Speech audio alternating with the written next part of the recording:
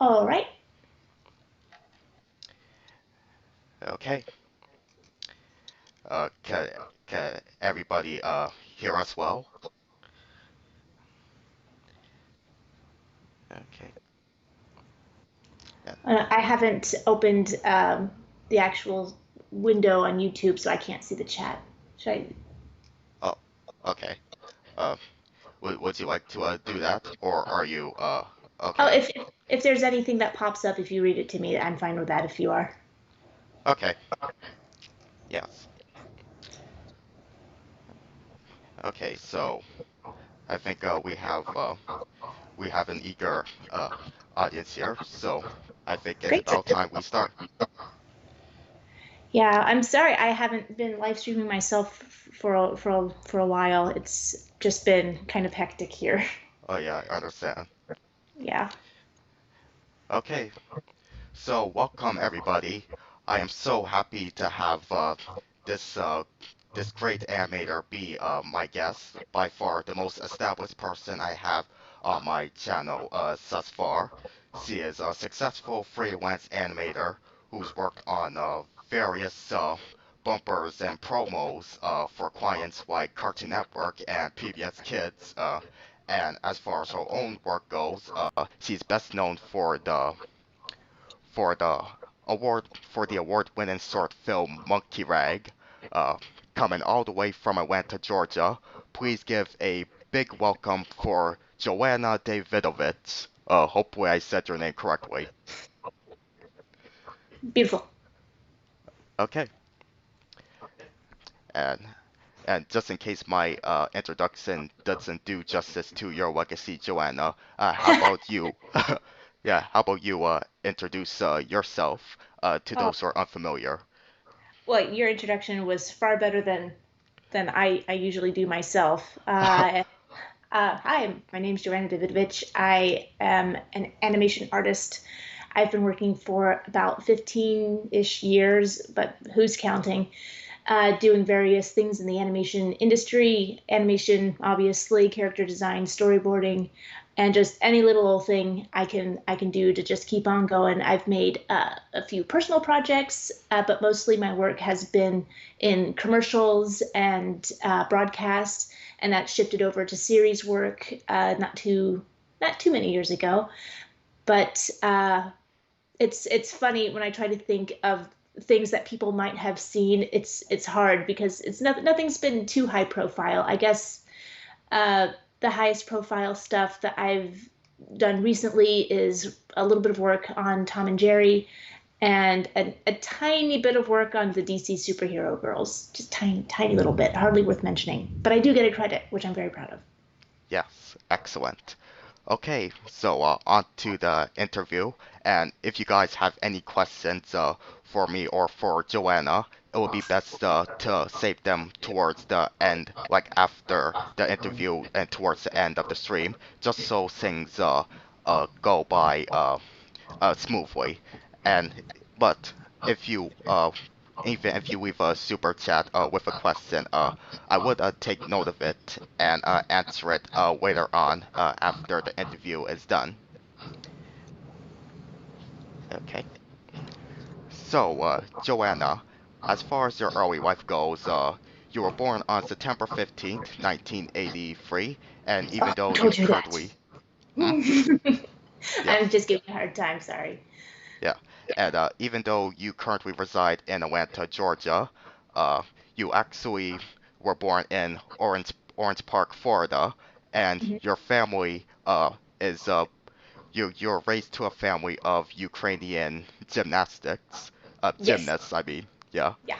and you were kind of the odd one out, since you thought that drawing funny pictures that moved would be a much more fun activity than walking on a tightrope.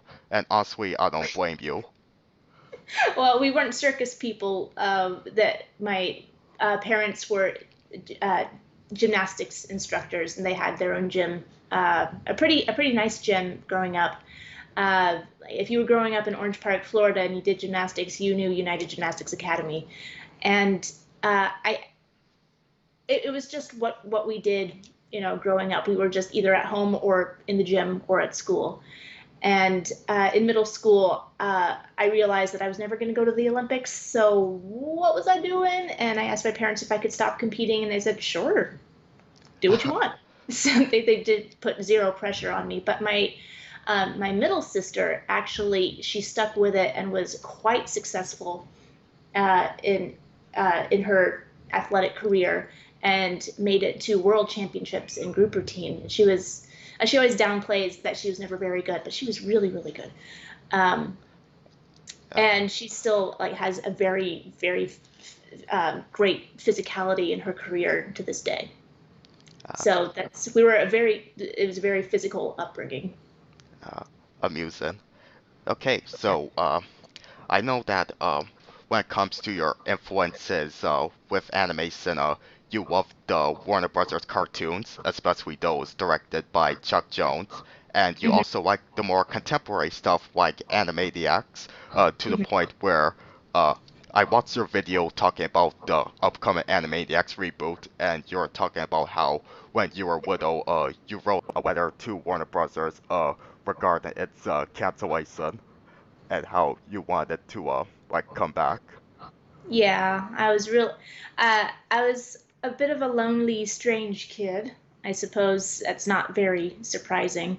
And Animaniacs was my best friend for a long time. I loved that show. I lived in that show, and it opened up a lot for me. That a lot of the interests that I have to this day stemmed from Animaniacs. I love history. I love music, animation, obviously, classic film. I trace the roots of so many of my interests to that show. So when it was canceled, it was like my security blanket was yanked out from under me. So I wrote letter and after letter after letter.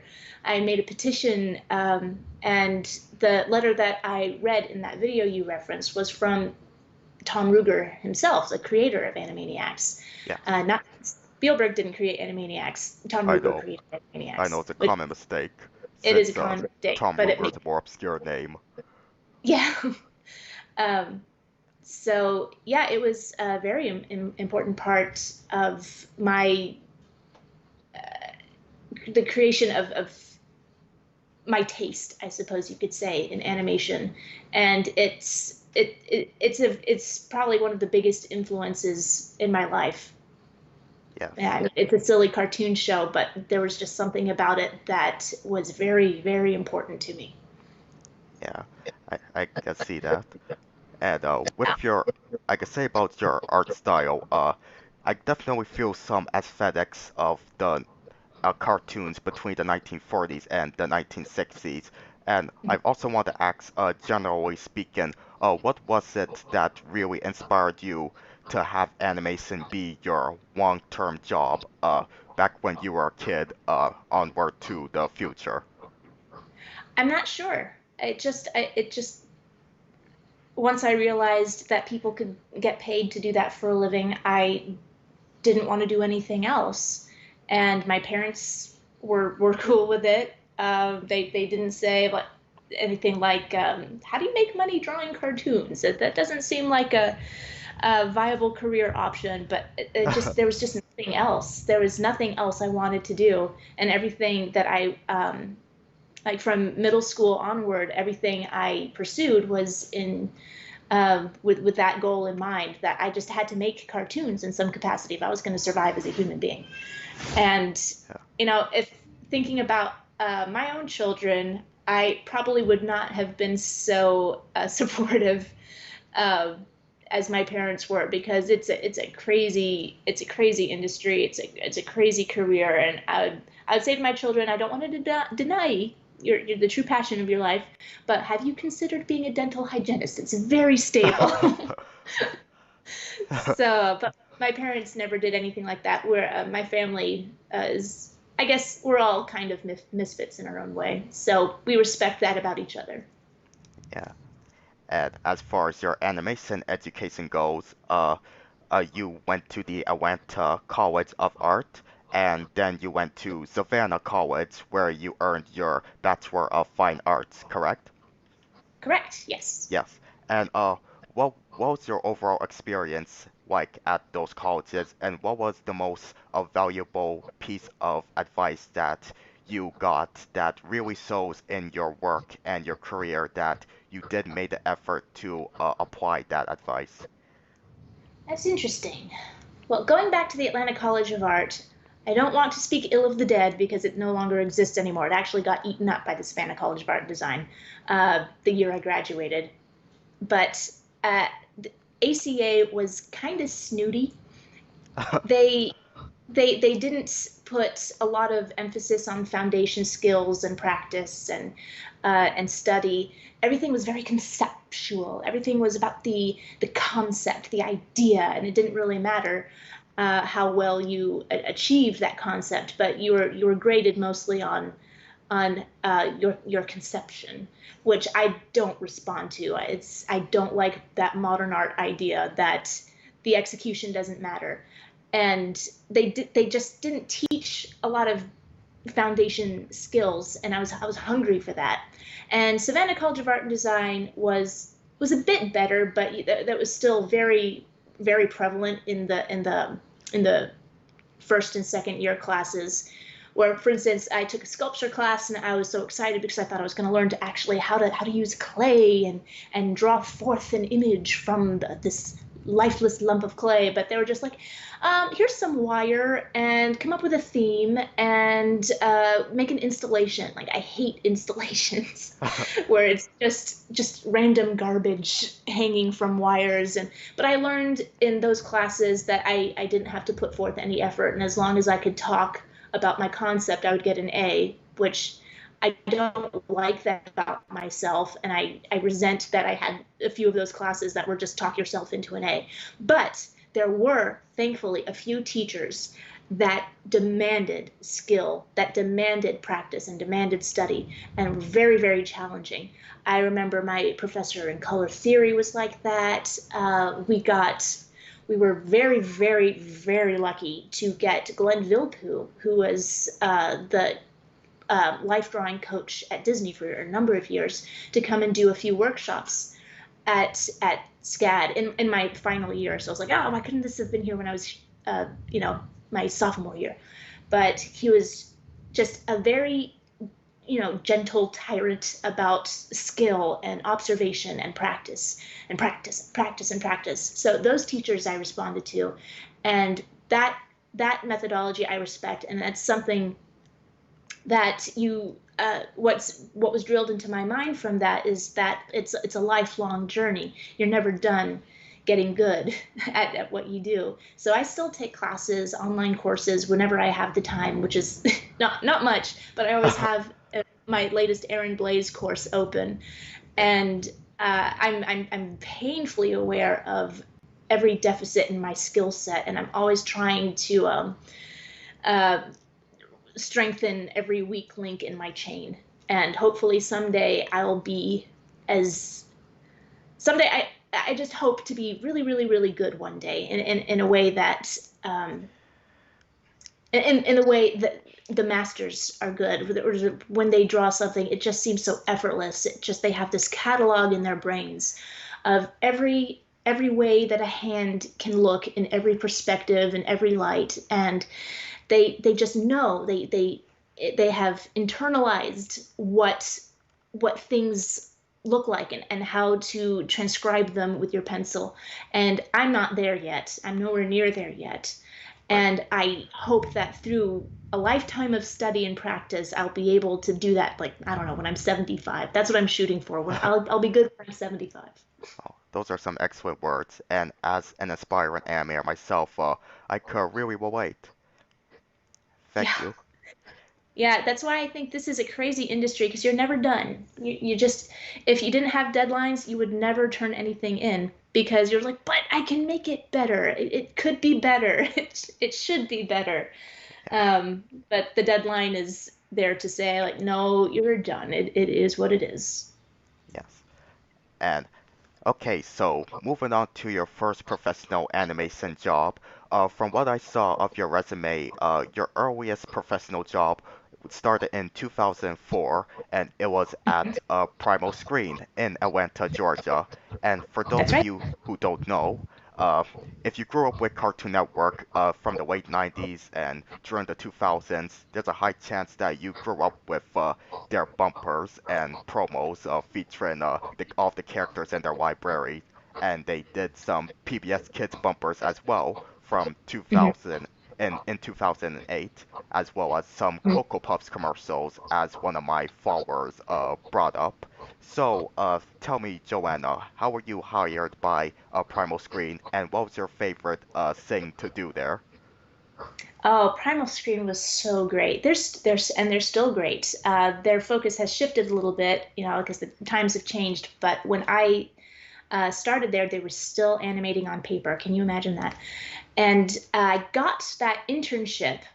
Uh, it was a paid internship, so I count it as my first professional gig. And I got it because I went on a tour there with my school and just paid attention to what they wanted to see in people's portfolios and their skill sets and everything.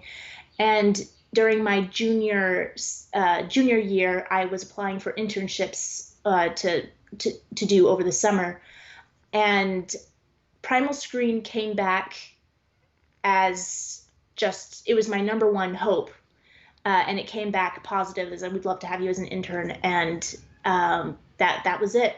That was it. And that summer I interned. I don't know. I think it was maybe 3 months, a 3 month internship, but they made me just I had my fingers in every project. Like I was just like the little animation janitor. It was like, you need bubbles, I'll draw you bubbles. It was like, you need a quick little character design for this. It was great. It was HGTV thing called Endless Yard Sale, and I got to design like dozens of little characters that flipped by so fast, and it was so much fun. So I got to do just about everything, and I had such a good time there, and it was probably the most important summer of my life because it was the first my first jaunt into the professional animation world, and I found myself swimming in a sink or swim situation, and I was doing my doggy paddle, and I was having a good time, and it's also where I met my future husband. And he said the first thing he noticed about me was that I was really talented, and he was always interested. He never became an animator himself, but that's what he wanted to do growing up. So he always had an eye out for animators, and he was like, I got to know this girl more. And that turned into marriage and two kids and a cat. And I often think back to that summer. I'm like, I'm so glad I took that internship because my whole life could have been different. And I'll forever be grateful to Primal. I'll consider myself a primate forever. Yeah, and I know amongst my viewers, they're huge fans of logos, including your including your PBS Kids bumpers. Which one was your favorite to work on? Um, I did like those bumpers. They were a lot of fun. I did get to animate them on paper, and I didn't have to do any cleanup work. That was the fun part for me, just doing the pencils and handing it off to someone else. Is like, just make it pretty. And I really liked those bumpers. I really loved Cocoa Puffs. I think my favorite thing that I animated there, the favorite single project that I did was that we got one trick spot, and it was when one of the Spider-Man movies came out, so they were doing a tie-in, a Trix Spider-Man tie-in, and so I got to animate the Trix Rabbit as Spider-Man, and it was the most fun. I remember even taking the work home over the weekend because the deadline was coming up, but just having a blast animating all weekend and just trying to get the Trix Rabbit. The Trix Rabbit is such a great character. He's so simple, so you can have so much fun with that character. And Sonny the Cuckoo Bird is also a great character, but he's got that beak that is kind of hard to make into the shape that you want. But the Trix Rabbit is just so much fun. I wish we'd had a dozen more Trix commercials. Yeah. Besides that, I really loved animating legacy characters and anything from Cartoon Network that had current characters. The first thing I ever did at Primal was animate Starfire, and she was that was a challenge for me, but I was so happy the whole time doing it. And now I look back on it and I'm like, oh, I did so horrible, but it was a lot of fun. And yeah, just everything was so much fun. And I miss those times animating on paper and getting paid for it. That's great. And I just want to briefly thank Moonchild for the super chat that I got with a Thank you, question Moonchild. that Wait a second. I'll I have to say, thank you, Moonchild. There you go. yeah, I'll answer that question in a little bit when we're finished with the interview. Is that okay? Okay. So, and I know that there was one another notable animator in Georgia who you worked alongside at Primal Screen, the late great C. Martin Croker, that's known for his contributions to Space Ghost Coast to Coast and Aqua Teen Hunger Force, to the point where he Yeah, should have been given a co-creator credit on them because of how much work he did on them. And would yeah. you consider him to be a mentor? The funny thing is that Clay and I never got to directly work together. There was a million projects that were always up in the air, but it never the timing never quite worked out. Um, we weren't terribly close, but we had a very friendly relationship, and he was trying to school me on like the realities of the industry, and he got the short end of the stick a lot, but he didn't. I don't know. He didn't have enough confidence in himself. Do you think, can you believe he didn't think he was a good voice actor? Can Well, you really? believe that? Yeah, you do. Yeah, His Zorak is the best. I know. And like the range that he had and the timing that he had. I remember one time we were talking and he was saying, and I don't know if he was fishing for compliments or something, but he was like, I've been thinking about, trying to get more gigs doing voices. Do you think that's something I could do? I was like, yes. Are you kidding me? What? You should be a star. You're so good at it. My God. I Um, know. yeah. So it's uh poor Clay. It was just way too early for him. He still had a lot of great stuff to do. I know. It's really sad. Yeah, may he rest in peace. Yeah. Yeah. Okay, so moving on to a wider note. You've done so much work that we kind of be here all day with with just going through your resume. Uh, I know that you've done some work for Cartoon Network, and one of the bumpers that I'd like to acknowledge is one you did with the characters from the Grim Adventures of Billy and Mandy that you did for Oh yeah. that you did for Cartoon Network Latin America. I know some of Hmm. my followers are fans of that, so That was a fun one. It was a real that one was a real low budget one, so I had to finish it pretty fast. But I was happy with how it turned out. yeah, okay. And Yeah. you also worked on the Tom and Jerry show, just a little bit. You said, right? Do you know if it's Yeah. still in? Do you know if it's still in production? I hope so because I'm working on it now. Okay. Yes. Yeah. And Yeah, there's Tom and Jerry. I think is just never gonna stop. I think Tom and Jerry is just always gonna be in production. It's pretty solid. yeah. I mean that's not an official statement or anything. That's just my sense of the situation.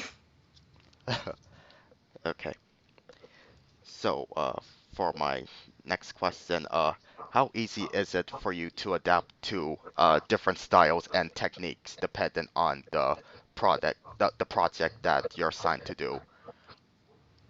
Um, I usually don't take on projects that I don't feel confident that I'll be able to do satisfactorily. For instance, I'd never take on anything that has that's like a strong anime influence because that's just not my skill set. But within stuff that's um, within the range of American animation, as long as it's not too detailed, I never say no, and I'll give it a shot and just trust that I'll be able to adapt. Because Yeah. if you can just draw a character once, then you can draw it 100 times. So I would say that I'm pretty adaptable, but I'm sure that anybody who does, could start throwing out examples of stuff that I'd be like, no, I can't do that. So I would say I'm reasonably adaptable. Yeah. That's cool. Okay. So, going down my list of points that I want to ask you about. You worked on a show called Ugly Americans on Comedy Central, right? Yeah, And yeah. that was on the storyboard and side of things, correct? Yeah, that was my first big storyboarding gig. I was really happy about that. That's cool. Now, okay, so uh, how, I think it's about time we talk about perhaps your magnum opus of your career, which is your short film Monkey Rag, which took you 4 years to make. It was not an easy task. I No. remember uh, just the other night I watched your interview with TV Paint, and you talked about how laborious it was to do all of the hand-drawn pencil animation for that short film, and this was Mhm. before you met the convenience of just drawing directly on the with the computer on Yeah, TV Paint. And as yeah, far as the inspiration for the short itself goes, you were inspired by the first Free-A-Link short, Pigs in a Polka, and a segment in Disney's Make Mine Music titled All the Cats Join In. But hmm what was it that told you in your mind that it's about time you make a short film, sort of as a way to open more doors uh, for you in the animation industry? Well, let me answer that in two parts. The things that inspired me were cartoons, not specifically Pigs in a Polka and All the Cats Join In, but those are good examples of the kind of cartoons that I always wanted to make. And I was at a point in my career where I realized that my dream of making those cartoons was not going to happen unless I did it on my own. And that's why it was such a laborious process, because I didn't spend my work time on it. I was still working, and all of my free time was spent animating that cartoon. So it was nights, weekends, holidays, every little scrap of time I could find. And that I think I'm still tired from that. It was a lot of not doing other things that I wanted to do, and trying to get that done. And I wanted to have it done because I also recognize that this is an industry where nobody believes you can do something until you show them. And I wanted to show people that I could make this kind of cartoon. I could make something that was fun. I could create characters that were engaging. And most of all, I just had that cartoon in my head and it was driving me crazy and I had to get it out. And that's how a lot of my ideas are. You just have to get them out of your head because they take up too much space. And if you let them take up too much space in your brain, you just go crazy.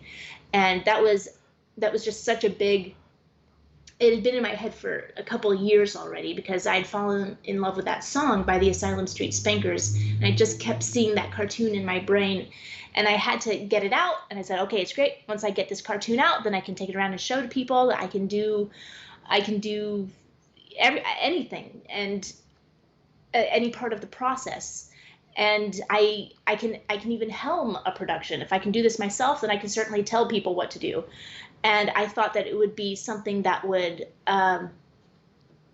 be just a way to set myself apart from the crowd and also to uh, make my skills up their game a little bit because around that time things animation on paper was drying up and more was becoming digital, and I just don't like animating stuff that's a puppet.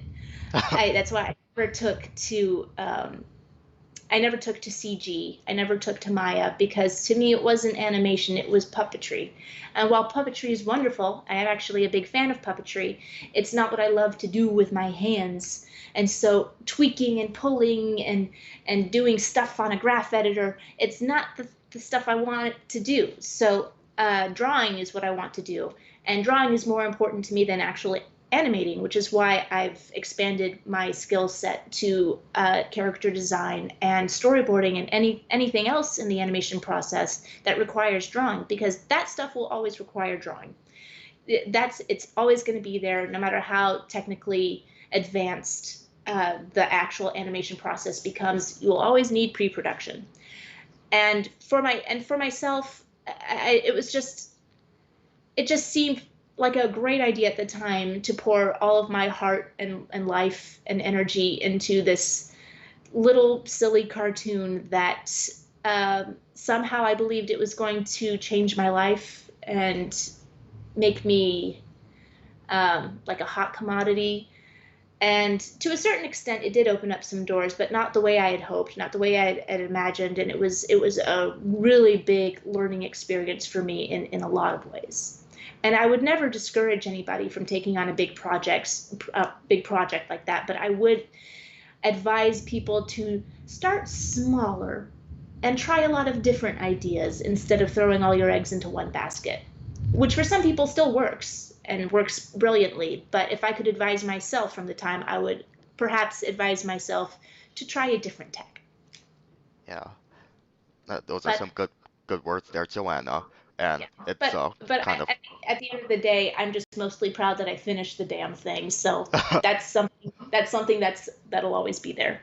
yeah, I'll say personally, I seen the short twice, and it's really charming and enjoyable. A feast for the eyes, and Oh, I'll thank you.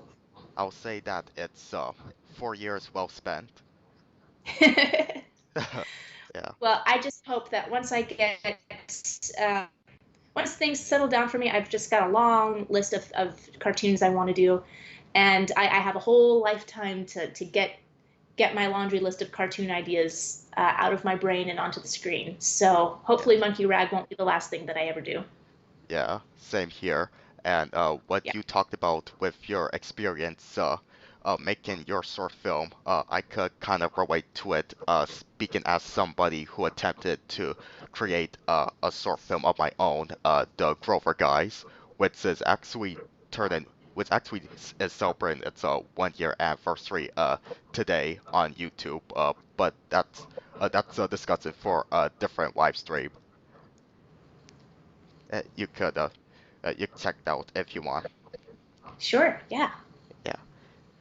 So I'd like to know when it comes to the making of Monkey Rag or even other projects, how soon do you announce your project and decide to show behind the scenes documentation on social media without giving away too much? Oh, I don't think you can ever give away too much. I'm flattered if anybody is interested at all. So I like from the moment I had an animatic with Monkey Rag, for instance, I put that on YouTube. Uh, first, originally I thought of YouTube as more of an archival um, thing that I just wanted to have a place online where I could always direct people to see like my reel and stuff that I was working on. And it wasn't until the last couple of years where I thought YouTube is a place, oh, people actually go here for entertainment itself. And so now I feel like if people are interested, why not share every bit of the process? And it's not like the things I work on have a twist ending or a cliffhanger or any kind of plot that if it gets leaked, it ruins it for everybody. You know, it's just enjoying drawing and cartoons and just this is how I do it. And if anybody's interested, it's there. And if they're not, they can wait for the final project to appear. And it's cool. It's cool either way. I'm not a business. I'm not a studio. Or I'm just a person. So whatever people are interested in, I'm happy to share. Yeah. And I think what you just said is a good transition to ask you about you working as a freelancer. What now, overall, in general, you are a successful person, but would you mind sharing the conveniences and struggles of working as a freelancer? Well, it all boils down to security versus freedom, which before the pandemic was a very it was a very interesting subject to discuss with people because a lot of I've been saying for years that the idea of job security is kind of an illusion, and that anybody in this industry will be a freelancer at some point in their careers because that's just the nature of how production goes. We still have this idea that you'll get hired by a company and you'll work there for 25 years and retire with a gold watch and a pension, and it just doesn't happen anymore. If it ever did, I think maybe the 9 old men at Disney got that, but I'm not sure if anybody else did.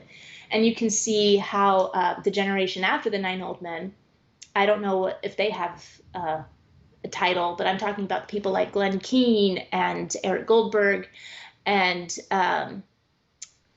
Andreas Deja, and uh, they had a career path before them, but then the industry changed right out from underneath them, and you saw like all of these great masters who had learned from the 9 old men. They didn't have that same job security anymore, so they all went their own found their own paths, and a lot of them became freelancers themselves, and happily a lot of them formed their own studios. But you somehow kids going into college still think that job security is the same thing as taking in a salary. So when I talk about being a freelancer, I'm trying to sort of gently convince people that everybody is a freelancer. And certainly now, after the pandemic started and we got separated into essential and non essential kind of workers, freelancers sort of had the advantage because they already knew. Uh, Usually they work remote. They already have a network established of people to hit up for work. And so having that freelancer mentality is very, very, very beneficial. And in its way, being a freelancer is itself kind of job security. So it's about getting into the mindset that you have to make your own kind of job security because it's not going to just be handed to you anymore. Those jobs with long-term salaries and contracts, they still exist. I don't want to make it sound like it's a complete fantasy, but things change, and they change so fast, and they could pull the rug right out from under your feet, and you'll feel totally disoriented and hopeless for a while.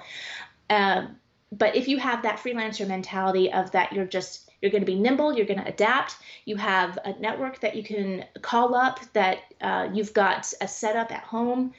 uh, if you have that mindset, if you're hungry, if you're lean, if you're always looking for the next opportunity, then you'll be able to shoulder a lot of uncertainty in the world, and you'll be able to be the master of your own fate in a way that people who just want to be given a job that lasts 25 years in a way that they won't have.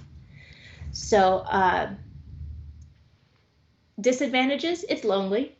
It's hard to not be in a studio environment where there's a lot more opportunity for back and forth and feedback, and just being around people is so nice. But and again, these days, who could have seen this coming? But we're all experiencing how lonely it can be when you're not with other people.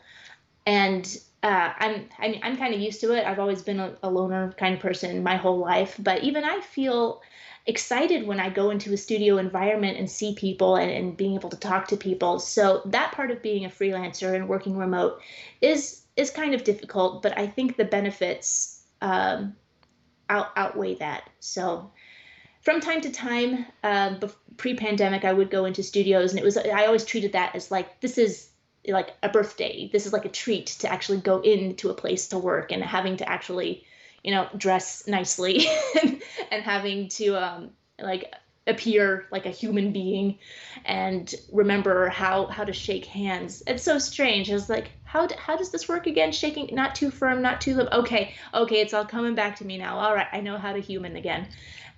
So that was always to me a treat. But if you just make sure you know where your priorities are, that you just need to do what you can to make sure that you have the ability to have an income consistently, and you'll find that the freelancer mentality is kind of where you got to be.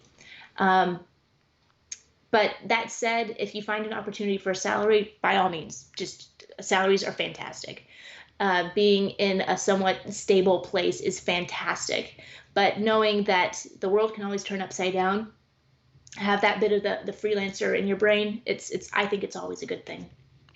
Excellent.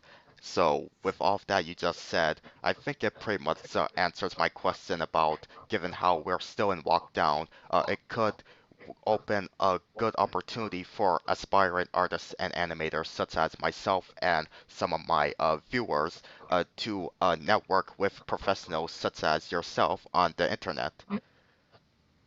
Yeah, right now, live action production is stopped indefinitely. There's not really any clear indicator of when it's going to come back, Yeah. but Hollywood still needs to create content. So a lot of that money is poured into animation. So it's a good time right now to polish up your demo reels and start reaching out to the network, whatever network you have. Go look at studios if they're hiring. It's probably a really opportune time for up and coming and aspiring animators to sort of get their foot in the door. Yes, I agree. And just a couple more questions. Is there Mm-hmm. anything that you wish you knew when you were starting off your professional career? Or sorry, let me rephrase that. Is there anything that you know now working as a professional animator that you wish you knew when you were first starting out? Uh, hmm.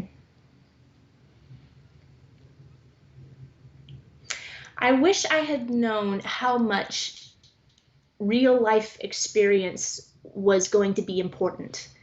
Um, as I said, I was always a bit of a loner. I would always be happily locked away in my own room, drawing for hours and hours and hours.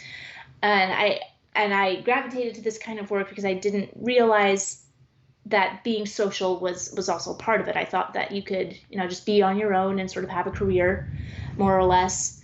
But having, getting going outside and being in the world and having relationships and doing things and having outside interests are so much more important than I realized back when I was bright-eyed and bushy-tailed and starting out. If don't neglect the other parts of your life. They're it's just as important for being for your life and general happiness and general mental health and general physical health to not make your career your whole end all be all. And yeah, that was a lesson that was a very hard one for me to learn. And it still is I love this work so much that it gets frustrating when reality has to pull me away from it. But it's still not a good thing when you find yourself working for 10 hours straight and you realize those pains you're feeling are hunger and thirst, and it's not good for you, especially for long periods, long stretches of your life. So that's what I would say to myself: is don't neglect the reality of your basic human needs for physical exercise, social relationships, your life as a whole, and develop other interests as well, because it's going to improve your work in the long run. Even if you feel like you really need, to stay up another 2 hours to finish this little thing at the end of the day. And I was like, sleep is important. Sleep is very, very important. Yes. And if it ends up adding another 10 years to the end of your life, that's that much more time you're going to have to do your work. So remember that You're not just a hand with a stylus, you're a whole person. And you've got a whole life, and you've got a lot of time to finish these cartoons, so don't forget to live. Yeah, yeah, I know. Th those words apply to a lot of aspiring animators, including myself, Yeah. including those who have like sort of a workaholic mentality. Yeah. Yeah. That's why I say you have to be a little bit crazy to love this work. But in order to be successful in this work, you just, that craziness and that love and that passion has to be there, but you have to manage it and don't let it run away with you. And especially don't let the years slip by and then you realize that you don't have anything to show for it but your animation. It's yeah, that period in my life was kind of it, um, what is the right word I can use? Alarming. It was alarming when this hit me like a ton of bricks. Yeah, So that's great. get some fresh air. Yeah. Yeah. Okay, so before we move on to the audience Q&A, I just want to ask you, if you could give some, I know you've given some advice throughout this interview, but how about some general advice for me and my viewers as aspiring animators and artists? General advice? Yeah. Well, I guess I would. I feel like I've been awfully preachy so far, so I'll just offer some words of encouragement. That it's very few people. Ooh, that was Oh. ill-timed clap of thunder. I wonder if that came out on the recording. Uh, just very few people in history get to make a living off of doing something that they love. So while this pursuit can be endlessly frustrating and you're always navel gazing and thinking you're the worst and you're a hack and you're just never going to make it, just learn just let the enjoyment of what you do sort of, how can, I'm losing my words already, just appreciate that you enjoy what you do and that you have the opportunity to do this kind of pleasant, joyful thing for a living.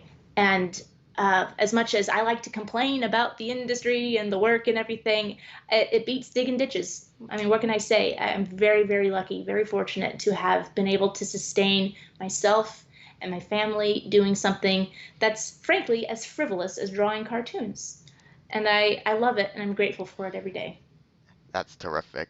And if you guys want to hear more of Joanna's words of wisdom, getting your foot out there in the animation industry, go to her YouTube channel and watch her video, Joe's Opinions #3 about how to get into animation.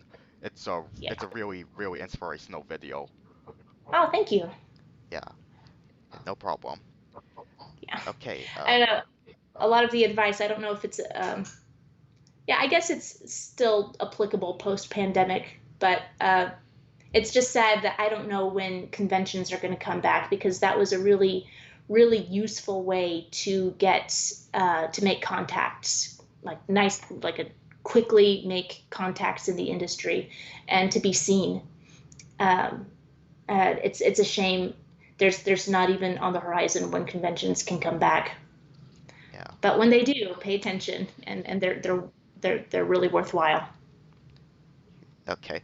You've been an Yeah. excellent guest so far, Joanna. Oh, thank you. Yeah. So now it's about time, before we wrap up, to answer some audience questions. First, I'll answer the super chat question, which is, what is your opinion on the growth of CGI in the animation industry? Oh, well, I it's not for me to do. I'm not a snob about it. I mean, I enjoy a lot of CG animation, um, but it's not something I'm ever going to do or I'm ever going to be inspired to do. Um, I mean, it is what it is. Things change, things grow. You just have to be able to adapt and not lose sight of what you really of why you love what you love. And for me, I guess it wasn't the actual, movement of images on the screen that I loved. It was the drawing that I loved. So if you're clear on that and you have a plan on how you can adapt, then yeah, I don't see CG as a threat to traditional animation at all, because just because the industry goes in one direction doesn't mean I have to. I can still draw and animate the way I want to animate for my own enjoyment and for my own projects. Um, Yes. Generally, I would say the one concern I have about CG, at least in American studios, is that it created a kind of weird homogeny to so many films.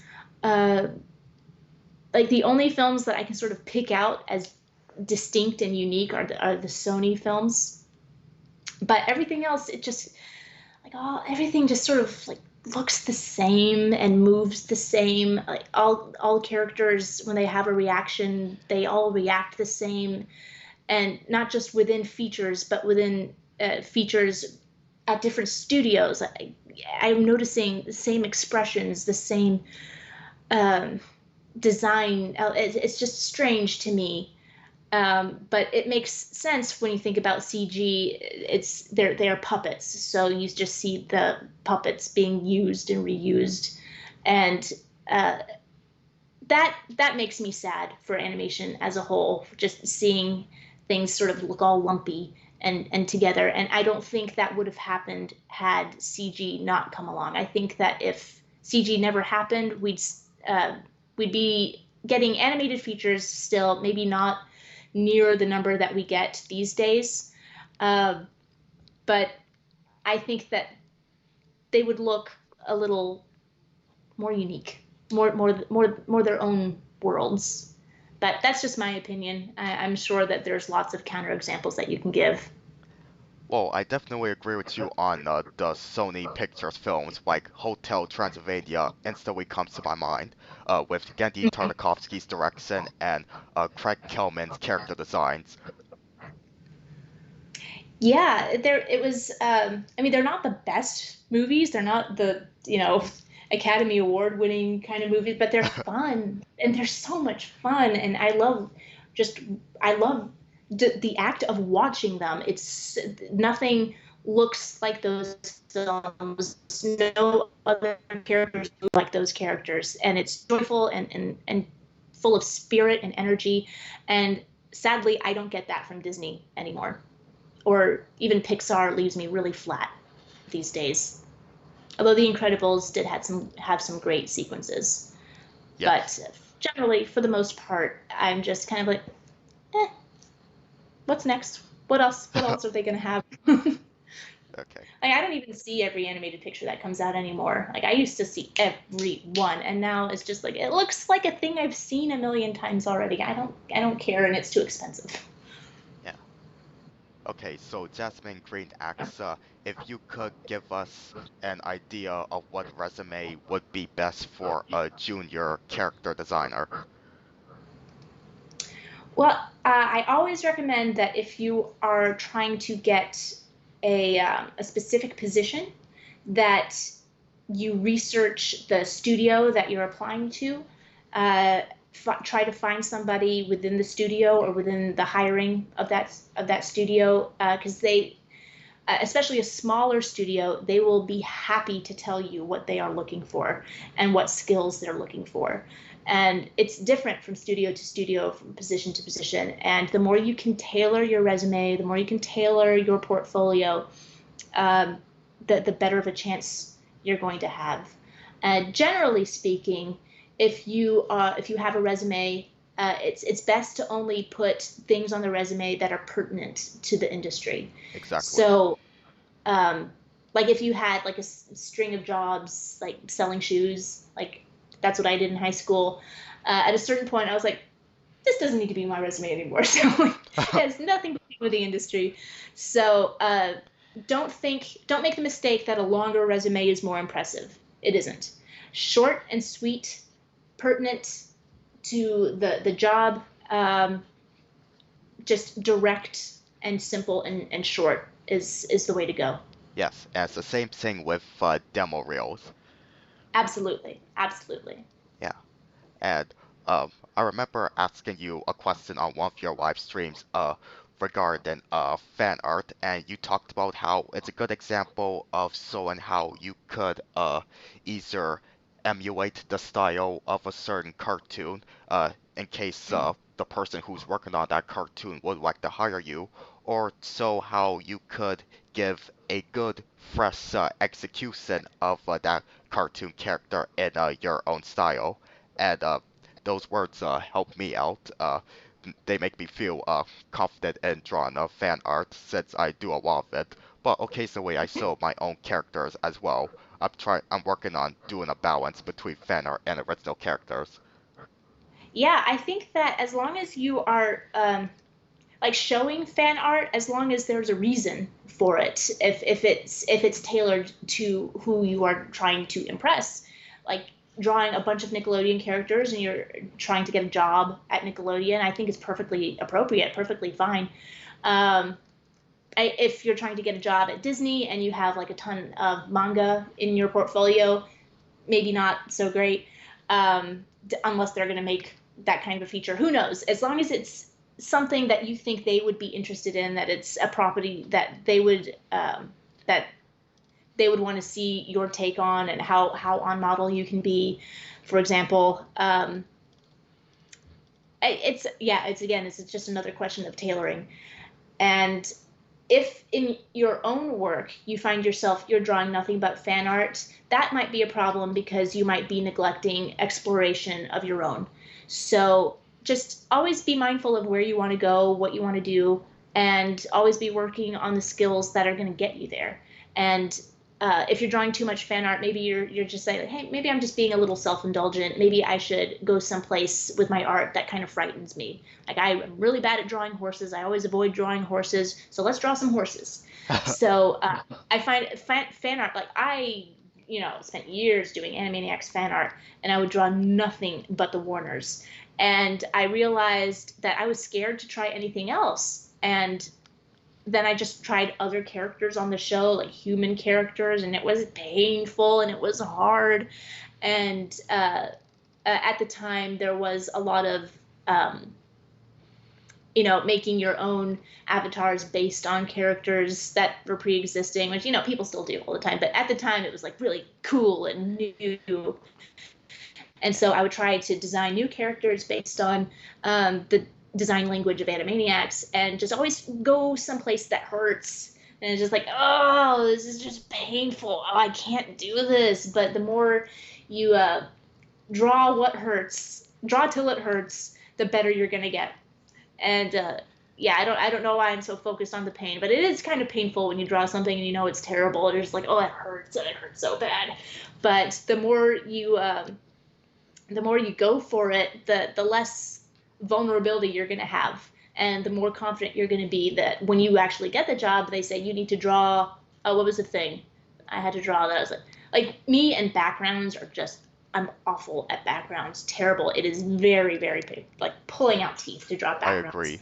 But yeah, but I have to do it, and the more I do it and learn that perspective is not my enemy, that I can learn to use it as a tool, as a friend, the less painful it is, and the more confident I get that I can turn around some boards where I have to like rough out some backgrounds, uh, and it makes me it makes me better. So, long story short, draw till it hurts. I'll put that on a t-shirt. I like that. Okay. Okay. Wait, I'm Wait. hearing a bit of an echo. I think it's on your side. Oh, I'm sorry. Maybe I pushed the mic away. Is that better? Okay. Yeah, I don't hear it anymore. So, thank you, Joanna. Okay, so moving on to one of Dexter the Nostalgia Toonster's questions. What is your favorite Hanna-Barbera superhero or mystery solving TV show? Well, what's funny about Hanna-Barbera is that I love the design of all the characters, and I could never stand any of the shows. I was just got so frustrated anytime they would get past usually pretty decent opening main title, and then the show was just nothing but the same pose over and over. So for mystery solving cartoon characters, I got to go with Josie and the Pussycats. Um, Superheroes, I'll go with just like Wonder Woman from the Super Friends. I was just watching some of the old Cartoon Network spots with the Super Friends yesterday that were so funny. Uh, that holds a tender place in my heart. Yeah. Okay. We have a question from my Grover Guys co-star Kristen Frades, who asks, "Who is your favorite animator?" His is Gendy Tarkovsky. Um, it's kind of hard. I always go fall back on Chuck Jones because I just so consistently love most of his work. Um, and and when I say Chuck Jones, I mean his whole team. Just um, oh, this layout guy is escaping me at the moment. I know we had Paul Julian was the painter, but the actual design of the layout. Somebody enlighten me. I can't remember. Uh, Oh, and you have Ken Harris and Ben Washam as his lead animators, and just the whole team that he worked with throughout his whole career. Uh, I they think you're are trying to. Chuck Jones. I think you're trying to mention Maurice Noble with the layouts. Maurice Noble, that's right. Yes, Yes. absolutely. Um, so the Chuck Jones is could easily be my favorite, but I also really love this era of Tex Avery at MGM. And I also really, really, really love this bit of Friz Freeling in the 1940s. I don't know what happened after the 1940s. I need to research it. But Friz Freeling, his Bugs Bunny in the 1940s is Bugs Bunny for me. That there is no other. It's just the best. So that's cartoons like Rhapsody Rabbit. Um, and that's all I can think of right now. I'm sorry. I A didn't Little really. Red Riding Rabbit. Oh, and Little Red Riding Rabbit. But my brain isn't working very well right now because I didn't eat lunch and I haven't had water in a while. Oh, okay. So we're Also, gonna wrap this up gen, soon. yeah, general lack of sleep. That's why I can't remember my favorite things. I also really love Freddie Moore at Disney. Um, Generally, I love the stuff from the early 20th century because it had so much that it was just this nexus of skill where they had finally figured out how to animate. There wasn't as much of the wonkiness from the 1930s in animation anymore. They'd figured it out technically, and there was the 1940s had this sense of humor that is unparalleled until the internet came about. Like nobody gives enough credit to how screwball crazy the 1940s brand of humor was. And in animation, there was no limit to what they could do. So just that sense of anarchy mixed with the kind of skill that they had, there's just nothing more joyful. There's nothing more fun than just like a really, really good 1940s cartoon just from anywhere, from any studio. So that's and that leaks over into the early 1950s as well, before everything became really flat, which is Right. also a wonderful thing. But my particular favorite animator is just like anybody who did something awesome in the 1940s. Yeah. Okay. I'm gonna I'm gonna say one more question before we wrap up and you get yourself rested. Waffenbach Studios 856 Acts. What gave you the idea to put a pot as a hat to your persona? I I want to ask the same question too. Well, my nickname is Joe, Yep. and in uh, middle school, my oldest sister got me a birthday present. She bought me a domain name. She bought me the domain name Cup of Joe because it was like a little pun. And to this day, I still have that domain. And at a certain point, I just made that sort of an avatar. So just Cup of Joe is, you know, coffee. I don't really like coffee. I drink tea, so maybe like a teacup on my head. Why not? So it's sort of a pun, but not really. It's just um, sort of nonsense building on top of nonsense. As I didn't want an avatar that actually looked like me because, I change. I didn't want to have to redesign an avatar anytime I cut my hair. And also, it's boring to just look like yourself in your avatar. I mean, other people can do it just fine and they look really wonderful, but I've never drawn myself in a way that I think that I look like myself. So I just wanted to create a character that embodied my love of cartoons and also had that stupid pun related thing to it. So I don't really have a great story. It's just one of those organic things that makes no sense, but you kind of arrive to a place where you're okay with it, and that's just what it is. Yeah, and So I much gotta fun. say, the way this design of your of your Cup of Joe avatar with the magenta hair and the blue or turquoise cup is the cutest so far. Oh, thank you. Yeah, Yeah, I just wanted something to look fun. yeah. Okay, so I think it's about time we wrap up. Thank you once again for being a great guest, Joanna. Oh, thank you for having me. It's fun to talk to somebody. And Yes, I hope to return to streaming myself yeah, sometime soon. Because I've got a lot of stuff that I actually need to start working on. Uh, yeah, I there's a lot of stuff I need to finish up and also start working on, and clock's a ticking. But yeah. thank you very much for having me. I hope that I made sense.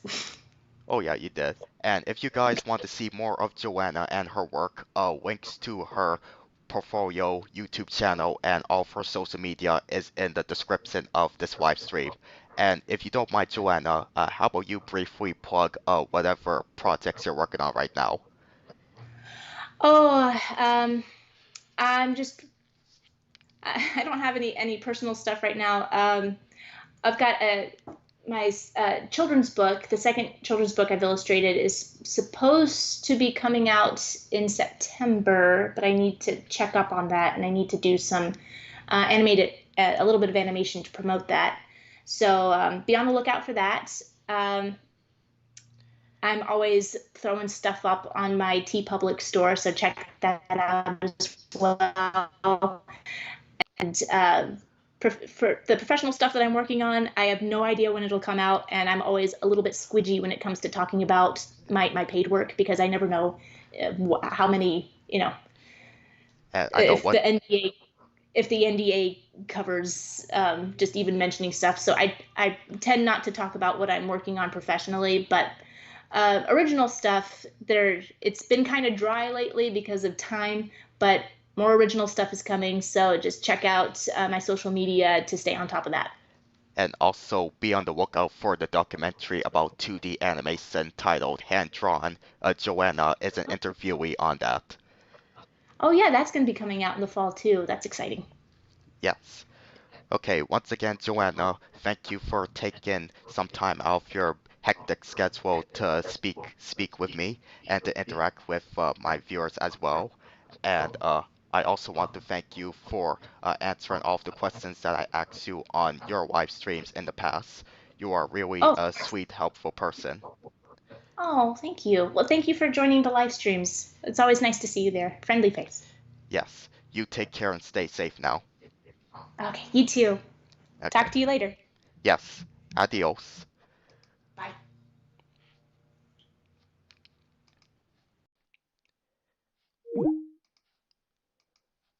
Okay, everybody, that was the great Joanna Davidovich. I hope you guys enjoyed this interview. If you did, please leave a like on this live stream, and also leave a comment as well. Stay tuned for next week's live stream, where we have a vlogger named Dr. Jazzman as a guest. We're gonna be talking cartoon books, animation art books to be exact. So be on the lookout for that next Wednesday, August 12th. Um, Once again, thank you for your time well spent on the stream. I really hope you enjoyed it. Take care and stay safe out there. Goodbye, everybody.